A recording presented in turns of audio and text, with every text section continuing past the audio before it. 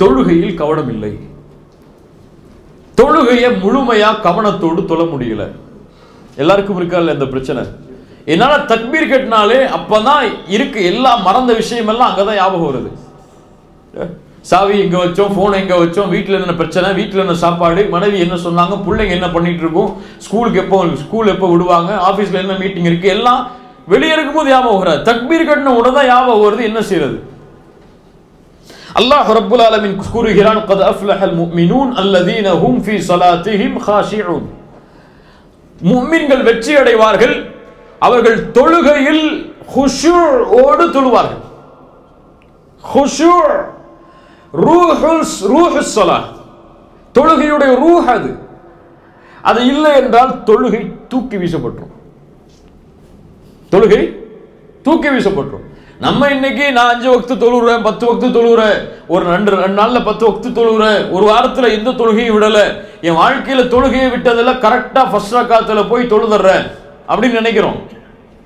நாளைக்கு மறுமையில யா அல்லாஹ் நரகவாதியை நிப்பாட்டி இருக்கியா, மஅதல் அல்லாஹ் பாதுகாக்கணும், நான் தொழுதனே. அல்லாஹ் என்ன கேட்பா? தொழுகையில குஷூ இருந்துச்சா? குஷூ உள்ளத்தில் அல்லாஹ்வை பயப்படக்கூடிய தன்மை. அது தக்பீர் கட்டும் பொழுது அப்படியே முகமெல்லாம் சிவந்து அப்படி பணிவு இறைச்சத்தோட பல பேரை பார்த்தீங்கன்னா தக்பீரை 10 முறை கட்டுவாங்க.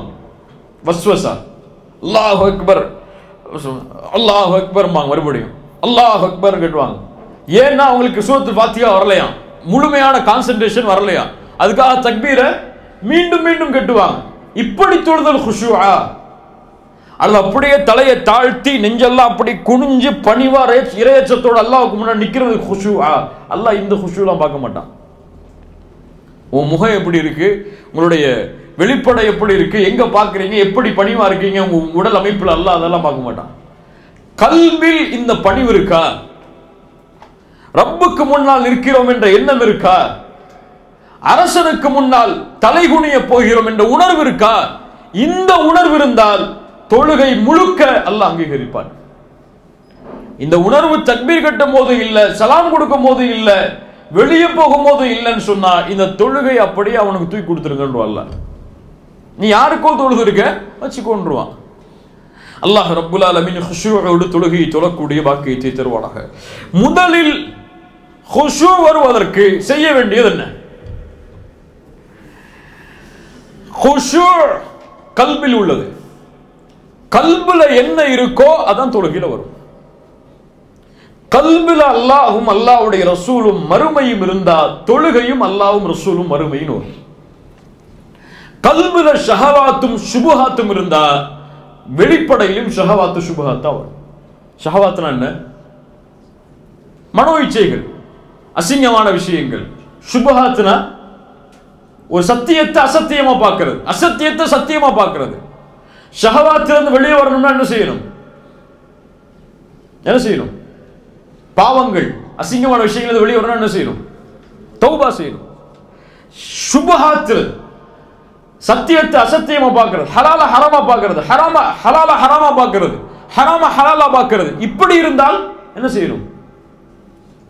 தௌபா செய்யணுமா? இவரு இல்ம கத்துக்கணும், இல்ம கத்துக்கணும். இப்ப இந்த ஷஹவாத்தும் சுபஹாத்தும் யாருடைய கல்புல இருக்கோ இவங்களால குஷூவா தொழ முடியாது. தொழுகைங்கிறது தக்வாவை உருவாக்குற ஃபேக்டரி கிடையாது. தக்வா உருவாக்குற ஒரு மிஷின் கிடையாது. தொழுகை தக்வாவை சமர்ப்பிக்கிற இடம். தொழுகையுடைய வெளியில எப்படி உங்களுடைய நிலைமை அல்லாஹ்வோடு இருக்கோ அதே நிலைமை தான் தொழுகைக்கு உள்ளேயும் இருக்கும். வெளியே ஹராம செஞ்சுட்டு, வெளியே ஜினாவை செஞ்சுட்டு, வெளியே ரிபாவை வாங்கிட்டு, வெளியே அல்லாஹ்வை மறந்துட்டு, வெளியே அல்லாஹ்வுடைய கட்டளைகளை மீறிட்டு தொழுகையில தக்பீர் கட்டின ஒண்ணு அல்லாஹ்வுடைய ஞாபகம் வராது. இப்போ இதான் நமக்கு முதல் டெஸ்ட். அல்லாஹு அக்பர்னு தக்பீர் கட்டின உடனே கல்புல இருந்து என்ன வெளியே வருதோ அதுதான் கல்புல இருக்கு. துன்யா வெளியே வந்துச்சு, ஆபீஸ் வெளியே வந்துச்சு, ஒய்ஃப் வெளியே வந்தாங்க, மனைவி வெளியே வந்தாங்க, பிள்ளைங்க வெளியே வந்தாங்கன்னா கல்புல இருக்கிறது இந்த சாக்கடைகள் தான். இவங்க சாக்கடைகள் இல்ல, அல்லாஹ் மறந்து கல்புல இருக்கக்கூடிய இந்த அசுத்தங்கள். இப்போ இதை வெளியே தூக்கி போடாத வரைக்கும் குஷூ வராது. சொல்றது கிளியரா? கல்புல என்ன இருக்கோ அதான் தொழுகையில வரும். தொழுகையில உட்கார்ந்து கல்புல அமுக்க முடியாது. இப்படித்தான் நீ வரணும்னு சொல்லி முடியாது. மனிதன் அவன் முடியாது. அல்லாஹ் ரப்புல் ஆலமீன் பாதுகாக்கணும். இரண்டாவது, தொழுகையில நிற்பதற்கு முன்னால ஒருத்தனை பயந்து கொள்ளணும். யார் அவன்? ஹன்சம். அவன் பேர் என்ன? ஹன்சம் அல்லது ஹின்சம் அல்லது ஹுன்சம். இந்த மூணுமே அரபி லஃப்ல சொல்லலாம். ஹன்சம், இவனை பயப்படணும். யார் இவன்?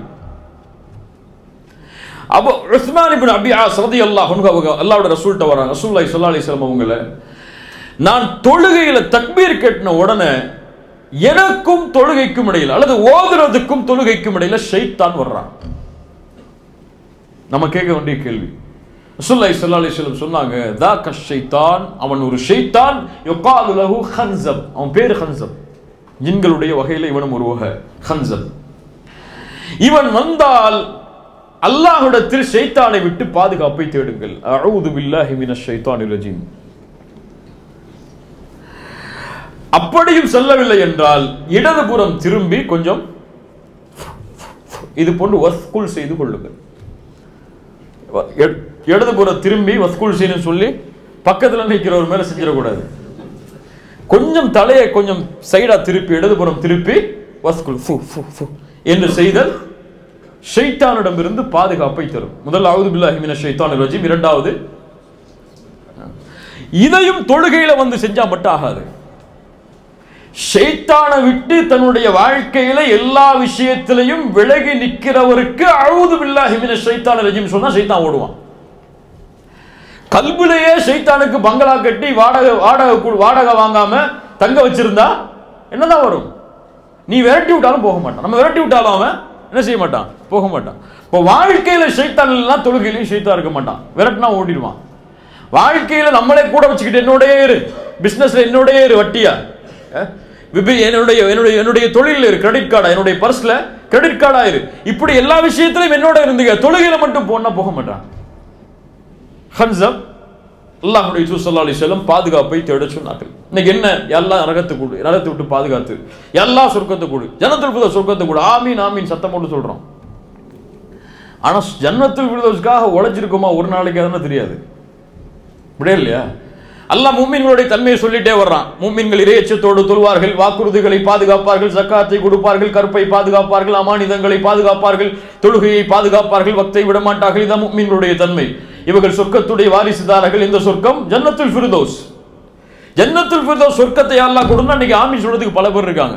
ஜன்னத்துல் ஃபிர்தௌஸ்க்காக இந்த தன்மையெல்லாம் செஞ்சு உழைச்சமான்னு சொன்னா கிடையாது. அப்படியே இல்லையா? நமக்கு என்ன இன்னைக்கு ஆட்டோமேட்டிக்கா இன்னைக்கு மூத்தானா கூட ஜன்னத்துல் ஃபிர்தௌஸ் போயிடும்னு நம்பிட்டு இருக்கோம் நம்ம எல்லாம். இன்னைக்கு மூத்தானா சொர்க்கம் பானுக்கு இல்ல, மாஷா அல்லாஹ், அல்லாஹ் பாதுகாத்தவர்களை தவிர. ஆனா ஒவ்வொரு நாளும் தூங்கும் போது கேட்க வேண்டியது கேள்வி என்ன? இன்னைக்கு என்ன செஞ்ச நீ சொர்க்கத்தை அடைகிறதுக்கு? கரெக்டா தொழுதியா? கரெக்டா ஹுஷூவோடு தொழுதியா? ஜக்காத்து கொடுத்தோமா? அமானிதங்களை பேணணுமா? பொறுமையா இருந்தோமா? வாக்குறுதிகளை பேணணுமா?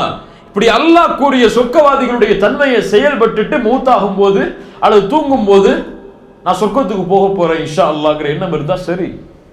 நான் என்ன இருக்குன்னு நம்ம ஜன்னத்துல் ஃபிர்தௌஸ் போகணும்னு நினைச்சிட்டு இருக்கோம். அல்லாஹ் ரப்புல் ஆலமீன் ஆமிலின் அமல் செஞ்சாதான் அந்த துவா அங்கீகரிக்கப்படும். துவாவை சும்மா கேட்கறதுனால துவா அங்கீகரிக்கப்படாது. யா அல்லாஹ் நரகத்தை விட்டு பாதுகாத்திரு, நரகத்துடைய கேவலத்தை விட்டு பாதுகாத்திருன்னு சொல்லும்போது, இமாம் சொல்லும்போது ஆமீன் சொன்னா மட்டும் துவா அங்கீகரிக்கப்படாது. அந்த அமலை விட்டு நாம் விலகி இருக்கணும். மூன்றாவது, தொழுகையை கவனத்தோடு தொழுவதற்கு உள்ள வழி நிம்மதியா தொழுகிறது. நிம்மதியா தொழுகிறதுனா என்ன? பொறுமையா நிதானமா தொழுகிறது. தக்பீர் கட்டணுமா, நெஞ்ச நிமித்தி தலைய சுஜூதை நோக்கி தாழ்த்தி பணிவா நிற்கிறது. கொஞ்ச நேரம் குர்ஆனை ஓதி முடிச்சிட்டோமா, அழகான முறையில் கைகளை உயர்த்தி ருக்குவுக்கு போறது. ருக்கு செஞ்சிட்டோமா, அதுக்கு பிறகு பழைய நிலைமைக்கு முழுமையா வர்ற வரைக்கும் முதுக நேராக்குதல். இப்படி நிதானமா தொழுகையை தொழுதாலே கவனம் இருக்கும். இன்னைக்கு என்ன? தக்பீர் கட்டுவான், சலாம் கொடுத்துட்டு வெளியே போறதே தெரியாது. அப்படியே இல்லையா? தனியா தொழும் போது இவர் தொழுகையை பார்த்தீங்கன்னு வச்சுக்கோங்க, 1 செகண்ட் 3 செகண்ட்ல முடிஞ்சிடும். இல்ல மாஷா அல்லாஹ். இமாமா நின்னார்னு வச்சுக்க, எத்தனை நிமிஷம் சொல்லுவாரு? 10 நிமிஷம் சொல்லுவாரு. இது முனாஃபிக்குடைய தனம். இமாமாக நிற்கும் பொழுதும் சரி, தனிமையா நிற்கும் பொழுதும் சரி, தொழுகையுடைய முறை ஒண்ணுதான். நிதானமாக ரசூலுல்லாஹி ஸல்லல்லாஹு அலைஹி வஸல்லம் தொழுதாங்க. இப்ப நிதானமாக தொழுகை நிறைவேற்றினா தொழுகை கவனத்தோடு வரும். ஸல்லல்லாஹு அலைஹி வஸல்லம் சொன்னாங்க, ஒரு மனிதன் திருடக்கூடிய திருட்டில் மோசமான திருட்டு தொழுகையில் திருடுதல். எப்படி? சுஜூதை முழுமையாக செய்ய மாட்டான், ருக்குஐ முழுமையாக செய்ய மாட்டான், அவனுடைய முதுகுத்தண்டு நேராக மாறாது, நேராக குனியாது சுஜூதில். இவன் தொழுகையில் திருடுகிறான் என்று அல்லாஹ்வுடைய ரசூல் ஸல்லல்லாஹு அலைஹி வஸல்லம் சொன்னாங்க. ஒரு ரசூலுல்லாஹி ஸல்லல்லாஹு அலைஹி வஸல்லம் ஒரு சஹாபி வந்தாங்க, தொழுதாங்க, நஃபிலான தொழுகை. ரசூலுல்லாஹ் சொன்னாங்க, இர்ஜி ஃபஸல்லி ஃபஇன்னக லம் துஸல்லி, திரும்பி போங்க, தொழுங்க, இன்னும் தொழலன்னாங்க. ரெண்டாவது முறை வந்தாரு, ரசூலுல்லாஹ் தொழுதுட்ட, இர்ஜி ஃபஸல்லி ஃபஇன்னக லம் துஸல்லி, தொழல, மீண்டும் தொழுங்கன்னாங்க. மூணாவது முறை, யா ரசூலுல்லாஹ் எனக்கு தொழ தெரியாது, தொழுகை கற்றுக் கொடுங்கன்னாங்க. ரசூலுல்லாஹ் சொன்னாங்க, சுஜூது செய்யுங்க, நிதானமா சுஜூது செய்யுங்கன்னாங்க. ருக்கு செய்யுங்க, நிதானமா ருக்கு செய்யுங்கன்னாங்க. அப்ப அந்த நிதானம் கவனத்தை ஏற்படுத்தும். நான்காவது, தொழுகையில எங்க பார்க்கிறோம்னு முதல்ல பார்க்கணும். கியாமல நின்ன உடனே முதுக நேராக்கி பார்வை எதை நோக்கி வரணும்? சுஜூதுடைய இடங்கள்ல. சுஜூதுடைய இடங்கள்ல விழும் பொழுது கவனத்தை நீக்கக்கூடிய உருவப்படங்களோ அல்லது விஷயங்களோ இருந்தா அதை நீக்கிறணும். இன்னைக்கு பல மேட்டை பார்த்தா பட்டுப்புடவை மாதிரி இருக்கு, பல தொழுகை விரிப்புகளை பார்த்தா பட்டுப்புடவை மாதிரி இருக்கு, அல்லது காபாவுடைய துணி மாதிரி விரிச்சு போட்டு ரொம்ப பளபளன்னு மேட்டை வச்சு தொழுது அவருக்கு சிறந்ததா இருக்கு. ஆனா இதுவெல்லாம் கவனத்தை திருப்பி விடும். சுஜூது செய்யக்கூடிய இடம் கொஞ்சம் பிளேனா இருந்தா கவனம் அந்த பார்வையை நோக்கி செல்லும். இல்ல அங்க போய் ஷைத்தான் அங்கிருந்து வேற பக்கம் திருப்பிடுவார். இஷாராவுடைய நேரத்தில், அத்தஹியாத்துடைய நேரத்தில் பார்வையை ஒரு பக்கம் ஒன்று சேர்த்தல். இப்ப இப்படி பார்வையை ஒருமுகப்படுத்துதல் கவனத்தை தொழுகையில ஏற்படுத்தும். ஐந்தாவது, சுத்ராவோடு தொழுதல். சுத்ரா சில இமாம்கள்ட்ட வாஜிப், சில அறிஞர்கள்ட்ட வாஜிப், சில அறிஞர்கள்ட்ட ருக்குன். சுத்ரானா என்ன? முன்னாடி ஒரு தடுப்பை வச்சு தொழுதல், போனை வச்சு தொழுறது இல்லை, ஒரு உயரம் உள்ள ஒரு தடுப்பை வச்சு முன்னாடி வச்சு தொழுதல் சுத்ரா. நமக்கும் அந்த தொழுகைக்கூடிய இடைக்கும் இடையில யாரும் உள்ள நுழையாதபடி அதுக்கு பின்னாடி தான் மக்கள் இருக்கிற மாதிரி சுத்ரா வச்சு தொழுதல். இமாமுக்கு பின்னாடி நிற்கும் போது சுத்ராவை தூக்கி வச்சிடக்கூடாது, இமாம் தான் நமக்கு சுத்ரா. தனியா தொழும் போது, பள்ளியில் நடுப்பள்ளியில தொழும் போது ஒண்ணுமே இல்லாம தொழக்கூடாது. சில அறிஞர்களிடத்தில் அந்த தொழுகை ஏற்றுக்கொள்ளப்படாதுன்னு சொல்லக்கூடிய அறிஞர்கள் இருக்கிறாங்க. ஆனா சுத்ராவை கவனத்தோடு முன்னாடி வைத்தல். சுத்ரா இல்லாம ஒரு இமாம் தொழுதா கூட ஒரு சேரை கொண்டு வந்து முன்னாடி வச்சுட்டு போயிடணும். இது ரசூலுல்லாஹி ஸல்லல்லாஹு அலைஹி வஸல்லம் உடைய சுன்னா. இதை செய்தால் தொழுகை கவனமா இருக்கும். நமக்கும் அந்த இடத்துக்கும் இடையில ஒரு தடுப்பு இருந்துச்சுன்னு சொன்னா அதை தாண்டி நம்முடைய பார்வை போகாது. இல்லை யாரை கிராஸ் பண்ணுவா, யாரு போவான்னு அந்த பார்வையிலே நம்முடைய பார்வை திரும்பிட்டு இருக்கும். ஆறாவது, ஹுஷூங்கிறது, முடிச்சிடலாம் 5 நிமிஷத்துல. ஹுஷூங்கிறது தொழுகைக்குள்ள ஆரம்பிக்கிறது இல்லை, வீட்டுல இருந்து கிளம்பும் போதே ஆரம்பிக்கணும். ரசூலுல்லாஹி ஸல்லல்லாஹு அலைஹி வஸல்லம் அதனால தான் உது செஞ்சு கிளம்புங்கன்னாங்க. தொழுகைக்கு போகும்போது நிதானமா போங்கன்னாங்க. ஓடாதீங்க, சக்கீனாவோட வக்காரோட கண்ணியமான முறையில அமைதியான முறையில தொழுகைக்கு போங்கன்னாங்க. அவசரமா தொழுகைக்கு போகாதீங்க. எது கிடைக்குதோ அதை ஏற்றுக்கொள்ளுங்க, எது கிடைக்கலையோ அதை முழுமைப்படுத்துங்கன்னாங்க. ஒரு ரக்காத்து விட்டு போனா கூட ஓடி போய் சேராதீங்க. ஓடி போய் சேர்ந்தா ஃபுல் தொழுகையுமே என்ன ஆகும்? பரபரப்புல முடிஞ்சிடும். நிதானமா போய் என்ன ரக்காத்து கிடைக்குமோ அதை ஏற்றுக்கொண்டா போதும். ரசூலுல்லாஹி ஸல்லல்லாஹு அலைஹி வஸல்லம் சொன்னாங்க. ஆனா அது ரசூலுல்லாஹி ஸல்லல்லாஹு அலைஹி வஸல்லம் இப்படி மட்டும் சொல்லல. எப்படி சொன்னாங்க? பள்ளியில உது செஞ்சுட்டு முன்னாடி போய் தஹியா மஸ்ஜித் தொழுதுட்டு சுன்னாவுடைய தொழுகைகளை தொழுதுட்டு உட்கார்ந்து அல்லாஹ்விடத்துல பாவ மன்னிப்பு கேட்டா மக்கள் மலக்கு பக்கத்துல உட்கார்ந்து பாவ மன்னிப்பு தேடுவார். அவர் உட்கார்ந்து இருக்க நேரம் வரை அல்லாஹ் இவரை மன்னிச்சிருந்த அந்த மலக்கு அல்லாஹ்விடத்துல துஆ செய்வார். தொழுகை எதிர்பார்த்திருத்தல் போருக்கு எதிர்பார்த்திருத்தலுக்கு சமம். இந்த ஹதீஸ் ரசூலுல்லாஹ் சொல்லியிருக்காங்க. நம்ம தொழுகையில இக்காமத் சொல்லும் போது ஓடக்கூடாதுங்கிற ஹதீஸை மட்டும் எடுத்து வச்சுட்டு நிதானமா போகணும். அல்லாஹ் ரப்பல் ஆலமீன் பாதுகாக்கணும். ஏழாவது, பள்ளிக்குள்ள போன உடனே ஃபர்த் தொழுகைக்கு முன்னாடி சில பிராக்டிஸான தொழுகையை தொழணும். நவாஃபிலான தொழுகை, தஹியா மஸ்ஜித், சுன்னா தொழுகை, இது போன தொழுகைகளை தொழுதா நம்ம தயாராகும் தொழுகைக்காக. அப்போ முழுமையான கவனம் ஃபர்துக்கு வரும். சுன்னத்தான தொழுகை, நஃபிலான தொழுகைகளை முன்னாடி தொழுதா. எட்டாவது, மிக முக்கியமானது, யாருக்கு முன்னாடி நிக்கிறோம்னு நமக்கு தெரியணும். முதல்ல யாருக்கு முன்னாடி நிக்கிறோம்னு சொல்லி ஷேக் முகமது இன்னைக்கு உங்களை கால் பண்ணி கூப்பிட்டா எப்படி இருக்கும்? ஷேக் முகமது யாரு? இந்த நாட்டுடைய அமீர். அவர் நம்மளை ஃபோன் போட்டு வாங்க உங்களை சந்திக்கணும்னு சொன்னா எப்படி போவீங்க? படபடப்பா மட்டுமா போவீங்க? என்ன பேசணும், என்ன பண்ணணும் எல்லாத்தையும் ப்ரிப்பேர் பண்ணிட்டு அழகான ஆடை உடுத்துட்டு, கண்ணியமான ஆடை உடுத்துட்டு, அன்னைக்கு போய் ஷாப்பிங் பண்ணி ஆடையெல்லாம் உடுத்துட்டு, அத்தர் போட்டுட்டு, இருக்கிற அத்தர்ல வெளியே இருந்த அத்தரை போட்டுட்டு இந்த உலகத்துடைய ஒரு அரசராக இருக்கக்கூடியவருக்கு முன்னாடி போய் நிக்கணும்னு விரும்புவோம். ஆனா அகிலத்தின் அதிபதிக்கு முன்னாடி போகும்போது நைட் என்ன ட்ரெஸ்ல தூங்கணுமோ அதே ட்ரெஸ்ல போய் நிற்போம். அப்பதான் வேர்த்து விறுவிறுத்து விளையாண்டு வருவார். அப்போ போய் நிற்பார் தக்பீர் கேட்டுட்டு. பக்கத்தில் நிற்கிறோம், தொலை கூட முடியாது. பல்லாவிற்கு கொடுக்கக்கூடிய கண்ணியம் நம்முடைய ஆடையிலையும் நம்முடைய செயல்முறைகளையும் தொழுகையில் வெளிப்படும். ஹுது ஜீனத்தக்கும் இந்த குல்லி மஸ்ஜித், ஒவ்வொரு மஸ்ஜிதுடைய கண்ணியத்தையும் எடுத்துக்கொள்ளுங்கள். ஆடைகளை அலங்கரித்தல் அல்லது குர்ஆன் என்ன ஓத போறோம்னு சொல்லி முன்னாடியே ப்ரிப்பேர் பண்றது, என்ன ஓத போறோம் அதுக்குடைய அர்த்தம் என்ன அப்படி முன்னாடியே பார்க்கறது, இது போன்ற வழக்கங்கள் எல்லாம் தொழுகையில் கவனத்தை கொண்டு வரும். 9வது, இது நமக்கு எவ்வளோ சொன்னாலும் நமக்கு வராது, இல்லை மாஷா அல்லாஹ், அல்லாஹ் பாதுகாத்தவர்களை தவிர என்ன தொழுகையில் ஓதுறோன்னு நமக்கு தெரியணும். முடிச்சார், 5 நிமிஷம் சொல்லிட்டார் அவர் பாபா.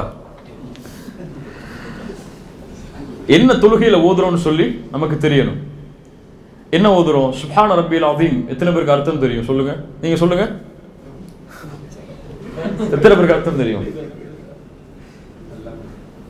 எத்தனை பேருக்கு தெரியும் சுப்ஹான ரப்பில் அஸீம்? இப்ப கேட்பேன், கையை தூக்கலன்னா கேட்பேன், சொல்லணும். உண்மையா சொல்லுங்க, எனக்கு தெரியும் முழுமையான அர்த்தம் சொல்லுங்க, கையை உயர்த்துங்க. எத்தனை வருஷம் தொழுதுருப்போம்? 30 வருஷம், 35 வருஷம், 40 வருஷம். ஒரு சின்ன வார்த்தைக்கு ஒரு அர்த்தம் கூட நம்ம இன்னும் பார்க்கல. ஆனா தொழுகையை கவனமா தொழுகணும்னு நினைக்கிறோம். தொழுகையில வந்தா கவனம் வர மாட்டேங்குதுன்னு நினைக்கிறோம். இப்ப யார்கிட்ட மிஸ்டேக் இருக்கு? நம்மள்ட்ட தான் தவறு இருக்கு. சுப்ஹான ரப்பியல் அஸீம், சுப்ஹான ரப்பியல் அலா, ரப்பிக்ஃபிர்லி, இந்த லஃப்லுக்கு கூட என்ன அர்த்தம்னு இன்னும் நம்ம பார்க்கல. நான் கொஞ்சம் வேற கவனம் முடிக்கணுங்கிறதுனால கொஞ்சம் சீக்கிரம் முடிச்சிடுறேன், இல்லைன்னா கொஞ்சம் அதிகமாயிரும். சுப்ஹானல்லாஹ், அவ்வளவு அறியாமையிலே முடிய சமூகம் இருப்பதை பார்க்கும்போது மனசெல்லாம் வலிக்குது. சுப்ஹான ரப்பியல் அலாக்கு என்ன அர்த்தம் தெரியலன்னா குர்ஆன்ல ஓதக்கூடிய சூறாக்களுக்கு என்ன அர்த்தம் தெரிய முயற்சிப்போமா? கிடையாது. அல்லாஹ் பாதுகாக்கணும் இந்த அறியாமை விட்டு. 10வது கடைசி, தொழுகையை தடுக்கக்கூடிய எல்லாத்தை விட்டு விலகிடணும். பசிக்குதா ரொம்ப, சாப்பிட்டு வந்து தொழுங்க, பரவாயில்ல.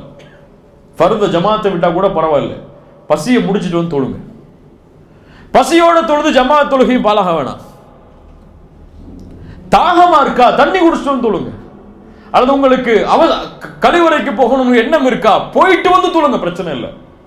முக்கியமான வேலைகள் இருக்கா, அது ஒரு எமர்ஜென்சியான சிச்சுவேஷன், அதை முடிச்சாதான் தொழுகையில கவனம் செலுத்த முடியும், அதை முடிச்சு வந்து தொழுங்க, பிரச்சனை இல்லை. ஆனா 2க்கு இடைப்பட்டதுல இதையும் வாங்கி போட்டுட்டு அதையும் வாங்கி போட்டுட்டு தொழுது எந்த பலனையும் இல்லாம போறதை விட எல்லாத்தையும் முடிச்சுட்டு வந்து நிதானமா தொழுறது நல்லது. இதை எடுத்துடக்கூடாது. இதை நான் வழக்கமா எடுத்துக்கொள்வேன். எம்டிட்ட போன் பேசிட்டு வந்தா தொழுதா நிம்மதி வரும், அல்லது வீட்டுல போய் சாப்பிட்டு ஒய்ஃப் கையால உணவை வாங்கி சாப்பிட்டாதான் நிம்மதி இருக்கும், அதுக்கப்புறம் தான் தொழுவேன்னு சொல்லி இதெல்லாம் காரணமா கட்டக்கூடாது. அவசரமான நிலைமை அல்லது தடுக்க முடியாத சூழ்நிலை வரும்பொழுது அதை செஞ்சுட்டு வந்து ஊர்ல எமர்ஜென்சியா ஒரு கால் வந்துச்சு, கட் ஆயிடுச்சு, என்னன்னு தெரியணும். அது தொழுகையில் தக்பீர் கட்டினா நமக்கு கவனம் வருமா? வராது. அதான் ஆபகம் வரும், என்ன எமர்ஜென்சி ஆயிடுச்சுன்னு சொல்லி. இப்போ அதெல்லாம் முழுமையா தெரிஞ்சிட்டு வந்து தொழுகிறது சிறந்தது. இந்த மாதிரி விஷயங்களை கடைபிடித்தால் தொழுகை கவனமோடு அமையும். அல்லாஹ் ரப்புல் ஆலமீன் இது போன்ற தொழுகைகளை முழுமையாக தொழக்கூடிய வாய்ப்பை நமக்கு தரட்டும்.